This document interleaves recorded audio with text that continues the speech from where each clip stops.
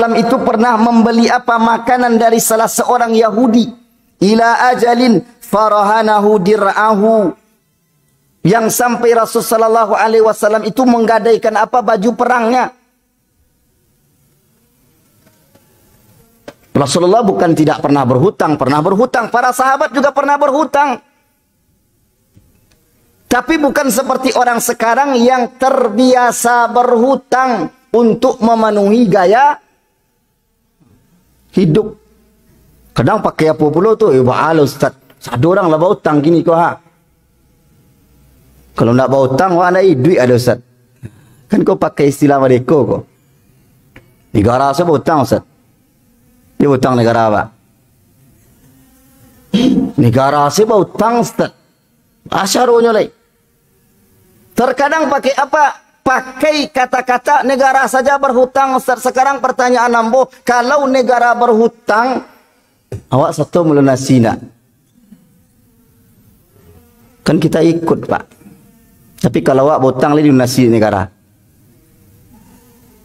tanggung jawabnya juga beda. Artinya apa? Kita akan menceritakan sesuatu bahaya.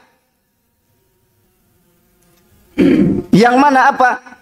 Sebagaimana syair mengatakan di zaman Kekhalifahan Abbasiyah, yang disampaikan oleh Abu Farras Al-Hamdani, beliau mengatakan araftu syarra la lisyarri walakin litawaqqihi.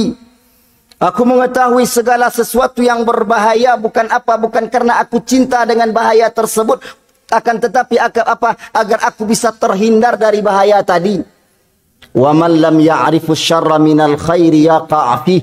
Siapa saja yang dia tidak tahu, mengetahui tentang bahaya-bahaya, bisa saja dia akan terjatuh ke dalam bahaya tersebut.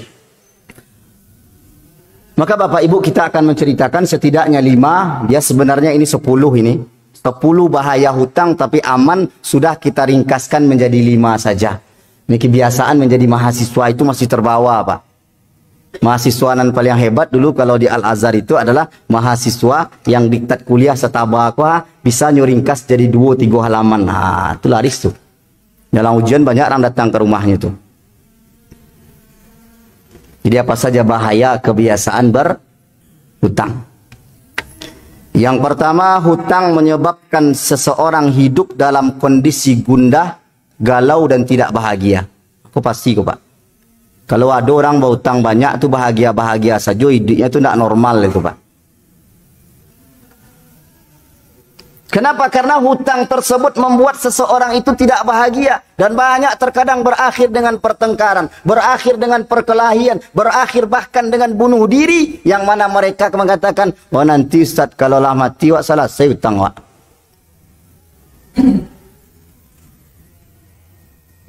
Setahun yang lalu Pak kejadian, dibaca berita online.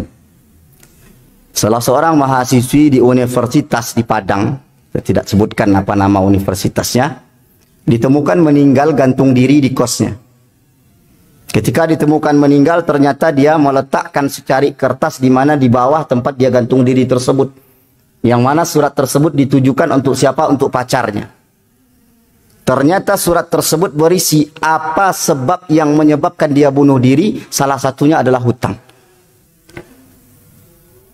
Di daerah Jogja, seorang ibu tega meracuni kedua anaknya. Ketika anaknya sudah meninggal, kemudian apa? Dia minum racun juga. Apa sebabnya? Terjerat hutang online. 2 bulan yang lalu, salah seorang jamaah di Bukit Tinggi, beliau bertanya, Ustaz, boleh tak kami menziarahi atau takziah ke rumah siapa? Ke rumah seseorang yang meninggal bunuh diri, Ustaz. Sambo penasaran kan, bapak bunuh dirinya Pak. Berapa usianya masih sampai 40 sekian Ustaz. Ditemukan gantung diri di mana? Di kamarnya. Ternyata ditelusuri oleh siapa? Oleh keluarganya. Dia sudah terjerat hutang online yang begitu banyak. Dan Rasulullah SAW pernah mengatakan dalam salah satu hadis, an Uqbah ibnu Amir, salah seorang sahabat Uqbah ibnu Amir, beliau pernah mendengar Rasulullah SAW berkata di hadapan para sahabat, la tukhifu anfusakum ba'da amniha. Jangan kalian siksa, kalian teror diri kalian setelah sebelumnya Allah memberikan keamanan kepada kalian. Para sahabat mereka heran, ya Rasulullah, wa madzaka ya Rasulullah, bagaimana mungkin ada orang yang setelah Allah berikan dia zona nyaman, kemudian dia lari kepada zona yang tidak nyaman. Apa kata Rasulullah sallallahu alaihi wasallam? Ad-dain, hidup dengan terbiasa berhutang. Nak tanang hidup dah.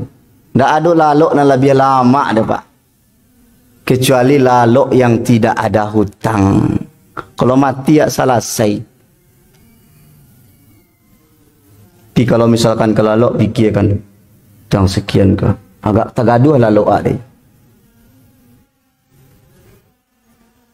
Kenapa hutang menyebabkan hati seseorang itu gelisah? Istilah anak muda kini galau pak. Galau nak. Walaupun nombor salok cak menyabui itu. Galau tu dah kek je gilonya tu pak. Galau gilo kan sawaleh dua waleh tu. Umar bin Khattab pernah berkata yang diriwayatkan oleh Imam Malik dalam kitab Muwatta beliau.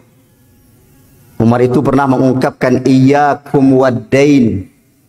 Berhati-hatilah kalian terhadap hutang. Fa inna awwalahu hammun wa akhirahu harbun.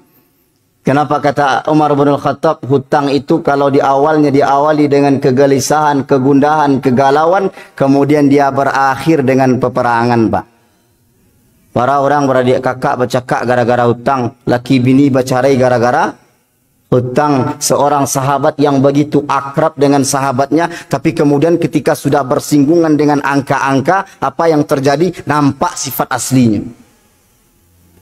Makanya kan benar kata Umar kan, kalau ingin kalian mengetahui sifat dan tabiat asli dari seseorang itu, apa yang terjadi? Lakukan 3 hal kepada orang tadi. Yang pertama, bertetangga dengan orang itu. Yang kedua, pernah melakukan perjalanan safar dengan orang tadi. Yang ketiga, pernah bersinggungan masalah angka-angka. Itu tabiat asli seseorang, dia akan tampak dari 3 tadi itu.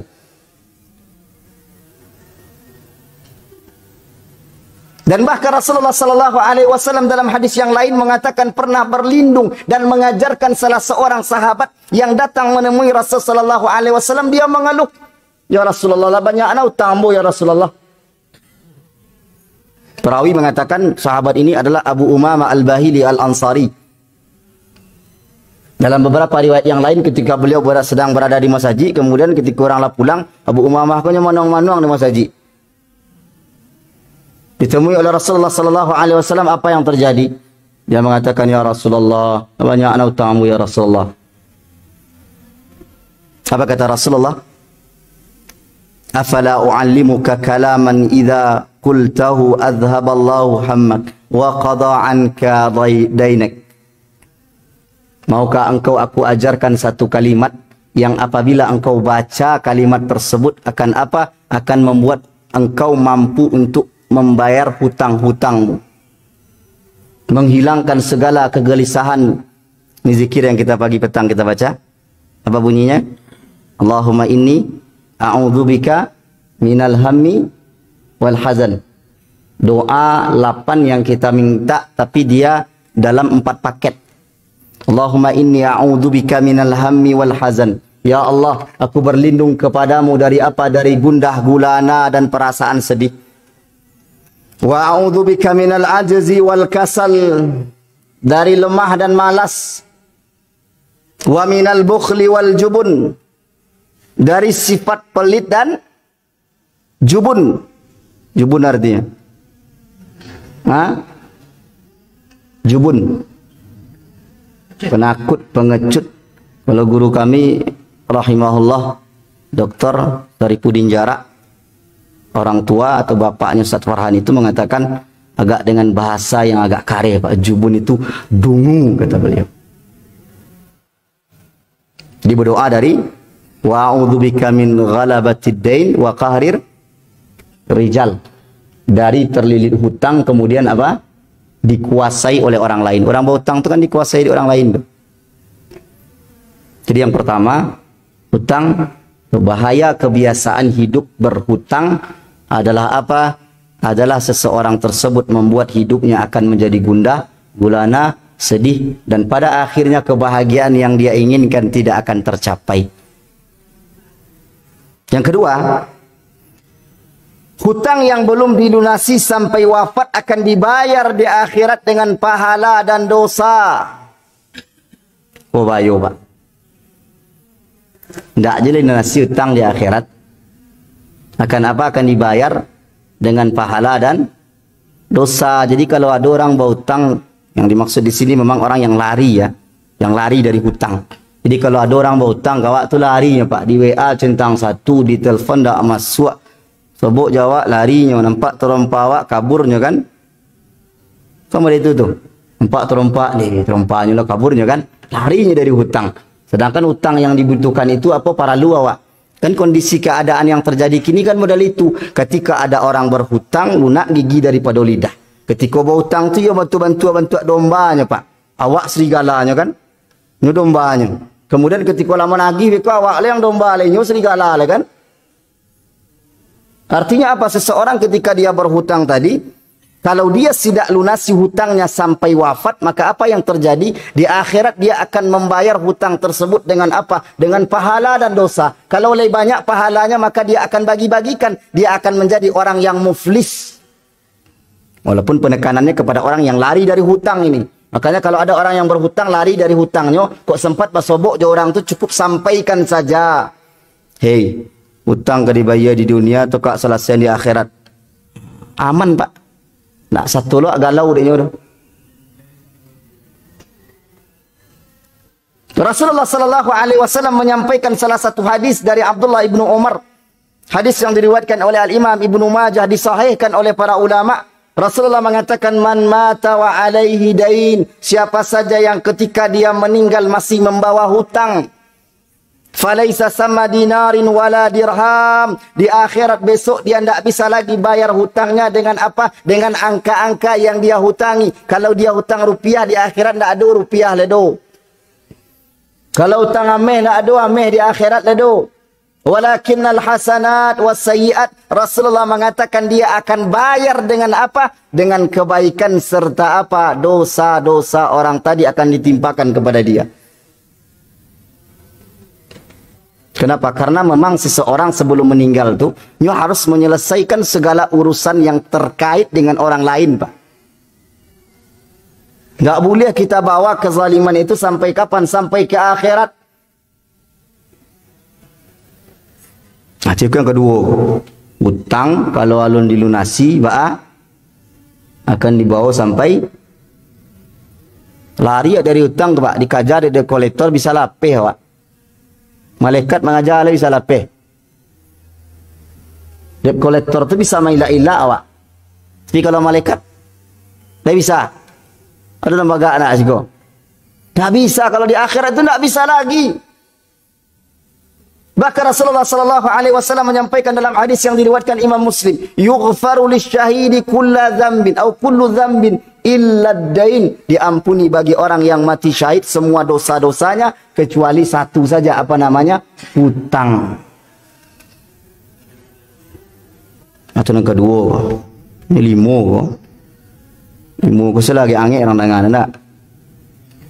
Orang yang biasa hutang tu angin-angin sat, tapi kalau ambo aman-aman saja. Sanayan sehari sadunya.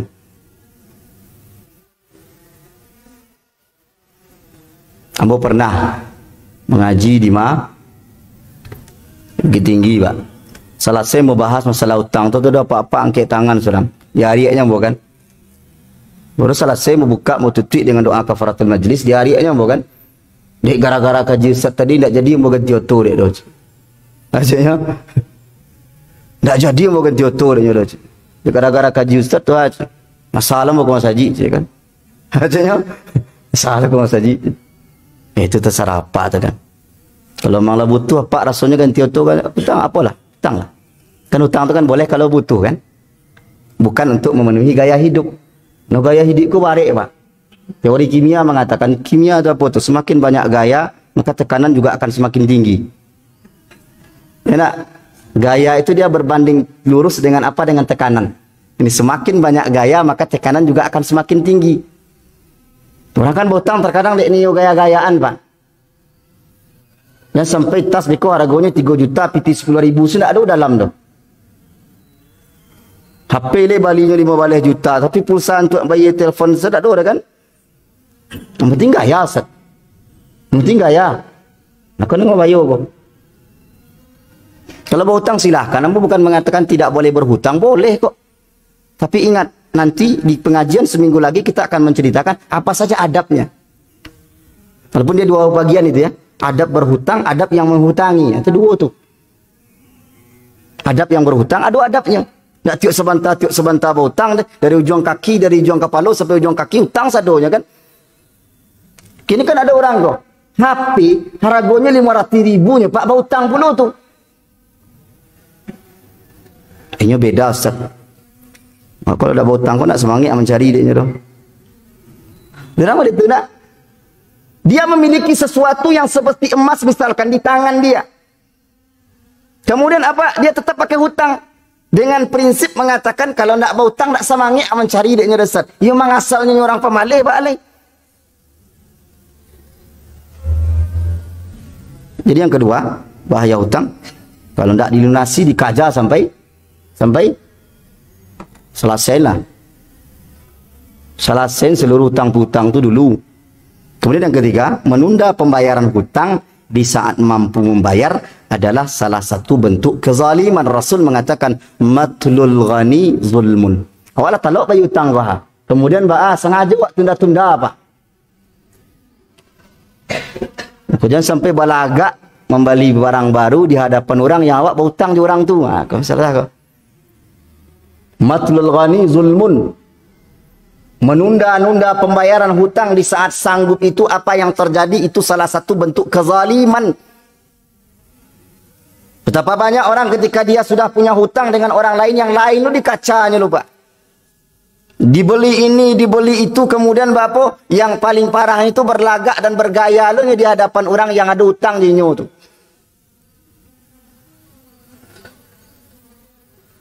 Kalau kita misalkan punya hutang dengan orang lain, selesaikan itu terlebih dahulu. Kalaupun kita akan membeli barang untuk memenuhi kebutuhan-kebutuhan yang memang sifatnya butuh, maka adab yang harus salah satunya adalah memberitakan kepada orang tadi. Awak berhutang di orang 3 juta, kemudian lah ada piti 5 juta. Yang awak selesai dulu, lunasi hutang. Oh ternyata kemudian anak kita butuh biaya sekolah. Sampaikan kepada orang tadi dulu. Sebenarnya boleh bisa bayar hutang Cuma masalahnya kebutuhan sekolah anak ambo ternyata tiba. Orang rumah baru siap melayan anak ketiga balik. Misal kabari ke orang tu dulu, kemudian rasanya mesti bisa nak hutang temu tunda dulu. Ndak ada, lagi keringanan. Kemudian sampainya botang jawab akan, kemudian pas salat sama jemaah masjid jawab, kemudian baru sun dapat aku mah. Hendaknya baru Pak. Tapi dia berhutang di orang yang salat di sabalahinya. Orang di sabalah saya ondanya masih onda lama lahnya. Pide ibu dihutangi orang itu.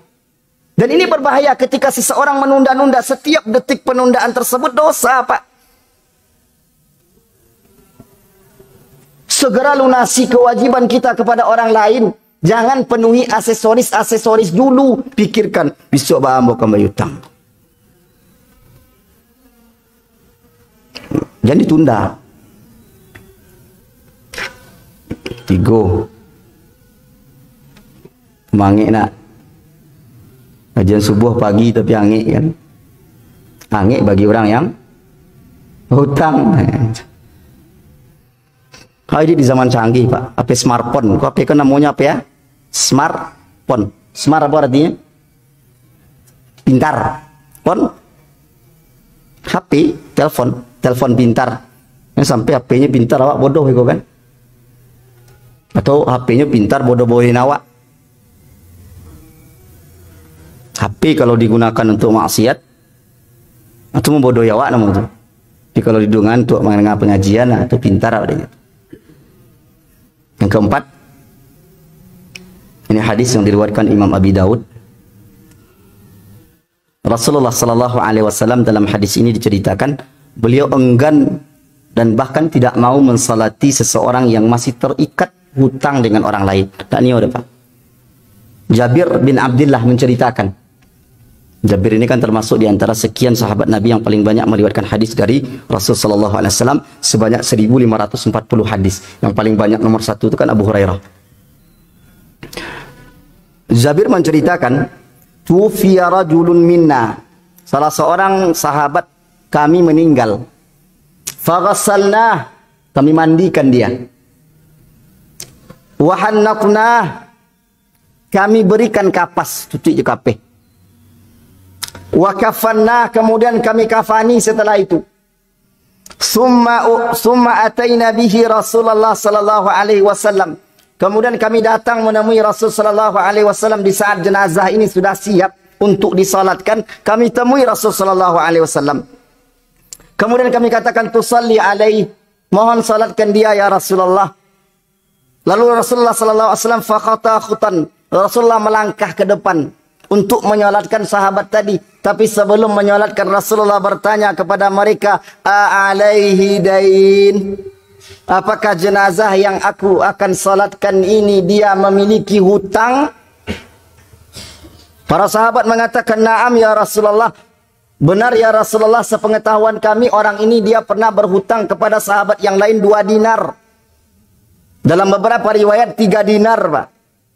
Lalu Rasulullah sallallahu alaihi wasallam ketika itu mundur kembali mengatakan kepada para sahabat, fasallu alaihi, sallu ala maitikum, silahkan kalian saja yang menyolatkan jenazah ini. Rasulullah tidak mau, Pak. Mundur kembali, tidak mau menyolatkan orang yang dia berhutang 2 atau 3 dinar. Abu Qatadah kemudian angkat tangan, ya Rasulullah, biar aku saja yang bayar hutangnya 2 dinar tadi ya Rasulullah. Lalu kemudian Rasulullah mengatakan, memastikan kepada siapa Abu Qatadah, benar engkau akan bayar hutang itu? Abu Qatadah mengatakan, benar ya Rasulullah. Lalu kemudian fasalla alaih, balu Rasulullah mau menyolatkannya, Pak. Aku jadi pakaikan pula dalil beko. Tu kalau ada orang yang wak tahunya berhutang, Ustaz, nak niat menyolatkan, memang wak Rasulullah. Rasulullah kan memerintahkan sahabat untuk apa? Untuk menyolatkan. Tapi Rasulullah yang tak mau. Kenapa? Di dalam solat jenazah, takbir yang ketiga kan ada doa nanti tu Pak. Allahumma gfirlahu warhamhu wa'afihi wa'afu anhu. Sampai doa panjang itu. Dan awak tahu doa Rasulullah itu makbul, Pak. Sedangkan orang kau masih terikat hutang. Pak Alun kau masuk serugu dengan doa Rasulullah. Sedangkan dia masih memiliki hutang. Para sahabat dipersilahkan. Salatkan sajalah dek kalian. Hutang, Pak. Kena gampek, pendek sajalah.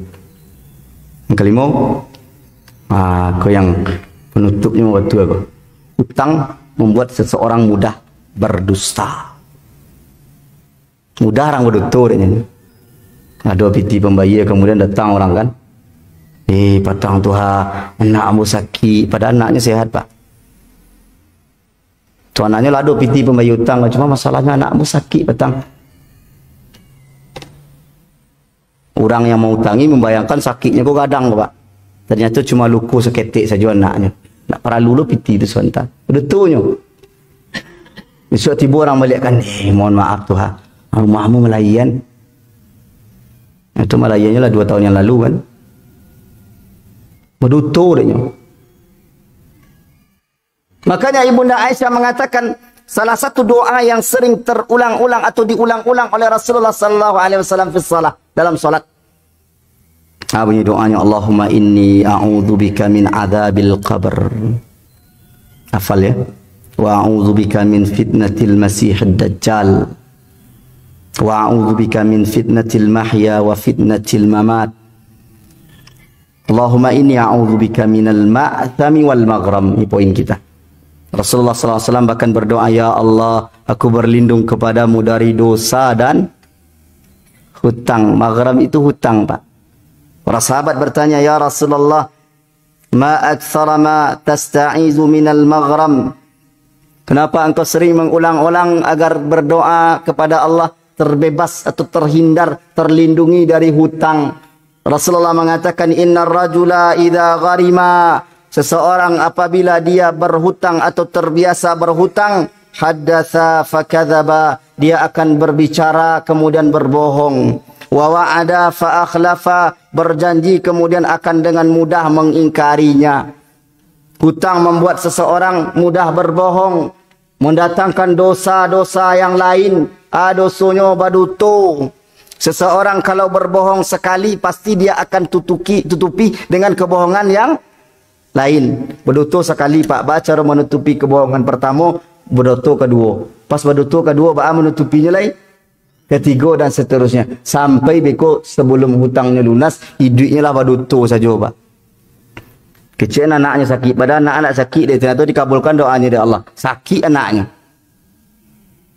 Kecil anak atau bininya malayan.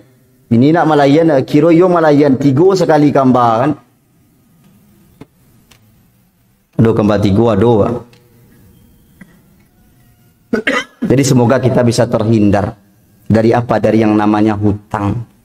Kalaupun harus berhutang untuk kebutuhan, bukan untuk keinginan. Standar butuh ini sesuatu yang betul-betul kita butuhkan Pak. Makan, minum. Rasulullah kan berhutang karena makan dan minum. Oh sekolah anak yang memang tak ada piti le do. Ada hutangnya beko tu. Pertama cari solusi dulu. Jangan sebentar ada kebutuhan langsung tekana hutang. Tak boleh dah. Jadikan hutang ini sebagai solusi terakhir. Yang terakhir kita simpulkan bahaya berhutang tadi. Kita kena apa? Yang pertama, hutang menyebabkan hidup gundah, galau dan tidak bahagia. Tak bahagia gitu. Yang kedua, hutang yang belum dilunasi sampai wafat. Ini orang yang khusus lari dari hutang akan dibayar di akhirat dengan pahala dan dosa. Allah itu maha adil. Allah itu maha adil. Seseorang yang memiliki kewajiban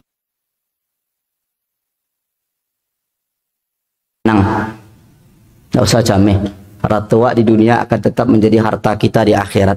Hak kita di dunia akan tetap menjadi. Maaf atas segala kekurangan. Terima kasih atas segala perhatian. Subhanaka Allahumma wa bihamdika. Asyhadu an la ilaha illa anta astaghfiruka wa atubu ilaik.